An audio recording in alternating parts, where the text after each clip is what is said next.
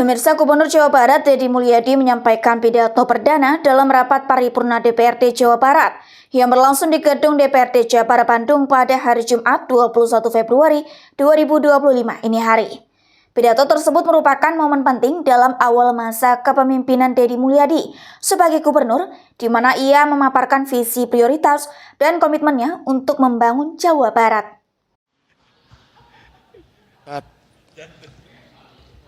Bapak dan Ibu yang saya hormati, bahwa ritual pemilihan gubernur bukan hanya sekedar seremoni demokrasi yang menghabiskan anggaran triliunan dalam setiap tahun.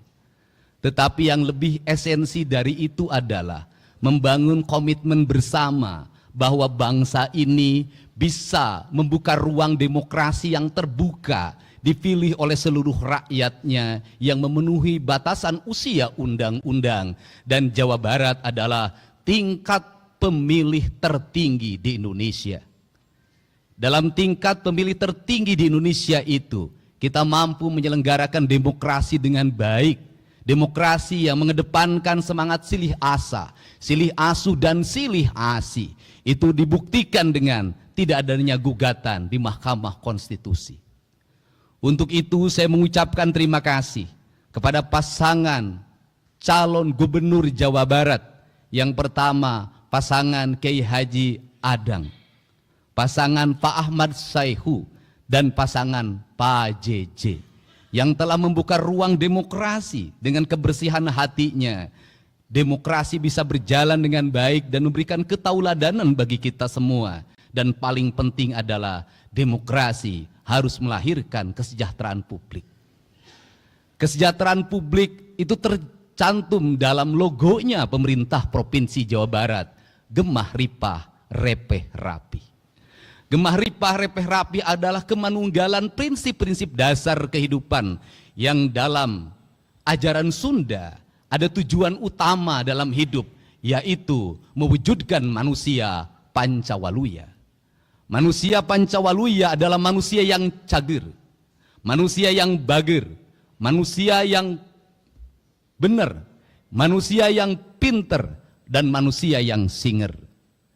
Pancawaluya mengajarkan bagaimana pembangunan harus disusun berdasarkan sistematika kerangka dasar sebagai tahapan yang disebut dengan gerbang Pancaniti. Dalam tahapan itu yang pertama adalah manusia cager, artinya bahwa kesehatan warga adalah fondamen utama dalam kehidupan kita. Maka pembangunan harus mengarah pada upaya membangun kesehatan. Maka kesehatan memiliki dua variabel. Yang pertama adalah pencegahan, yang kedua adalah pengobatan. Kerangka berpikir kita hari ini teracuni oleh kerangka berpikir materialisme, di mana kesehatan selalu dipahami dengan obat-obatan. Kesehatan selalu dipahami dengan alat kesehatan. Kesehatan selalu dipahami dengan rumah sakit. Kesehatan selalu dipahami dengan dokter yang memberikan resep, dokter yang mengoperasi. Seluruh kerangka itu, kalau terus-terusan itu menjadi tujuan utama dalam pembangunan, sampai dunia ini berakhir, kesehatan tidak akan pernah selesai. Kenapa?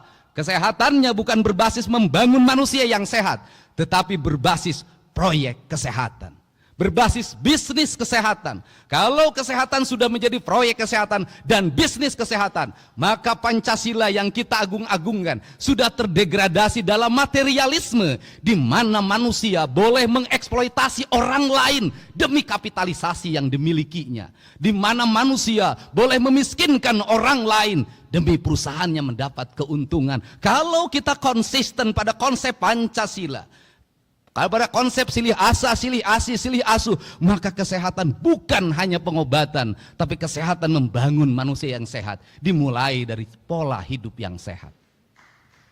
Maka pola hidup yang sehat harus dimulai dari mana? Negara harus berkomitmen untuk menciptakan iklim yang sehat, membangun tata ruang yang baik, menjaga mata air, menjaga aliran air, menjaga sanitasi lingkungan, menjaga udaranya, menjaga seluruh alam semestanya dengan konsep papat kalima pancer, dengan konsep tritangtu di buana yang sering saya sampaikan dalam debat-debat terbuka. Karena itulah yang diajarkan oleh leluhur kita, sehingga ketika saya mengatakan bahwa pembangunan di Jawa Barat itu harus kembali pada pembangunan yang berdasarkan asas-asas ajaran leluhur, sesungguhnya bukan klinik, sesungguhnya bukan mistik, tetapi sesungguhnya sebuah pengetahuan metafisika, sebuah pengetahuan tentang alam raya, tentang manusia membangun hubungan dengan alam dan seluruh semestanya, yang disebut dengan kemanunggalan. Itulah konsep asasi tentang jati diri bangsa yang sebenarnya.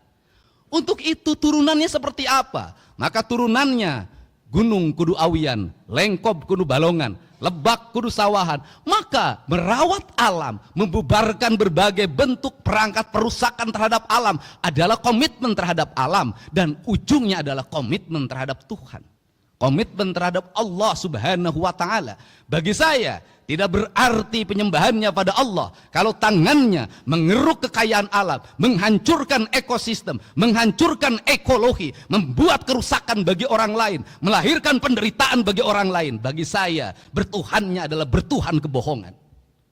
Karena itu komitmennya harus bersama. Maka dalam komitmen bersama itu tadi ditandatangani, saya menyebutnya itu disebut dengan gerakan manunggal. Hanya manusia yang manunggalah dia akan sehat. Hanya manusia yang manunggalah dia akan sejahtera. Dan hanya manusia manunggalah dia adalah manusia yang menyatu dengan seluruh alamnya. Dan kelak ketika dia meninggal, dia akan kembali pada kesucian dirinya, kembali pada Allah sang pemilik dan maha suci dalam hidupnya.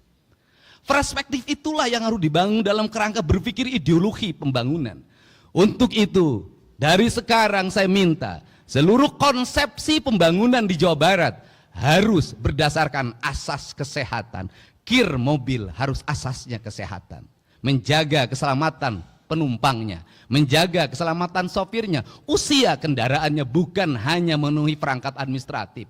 IMB rumah harus memenuhi asas kesehatan. Pembangunan bangunan harus memenuhi asas kesehatan. Maka kesehatan adalah piranti rekomendasi bagi seluruh kebijakan pembangunan. Tidak boleh pembangunan bertentangan dengan prinsip-prinsip dasar. Pemirsa, jangan lupa ikuti terus berita menarik dan terupdate lainnya dengan cara like and share di seluruh akun BI TV. Saya Putri Purwitasari pamit undur diri dari hadapan Anda. Terima kasih dan sampai jumpa.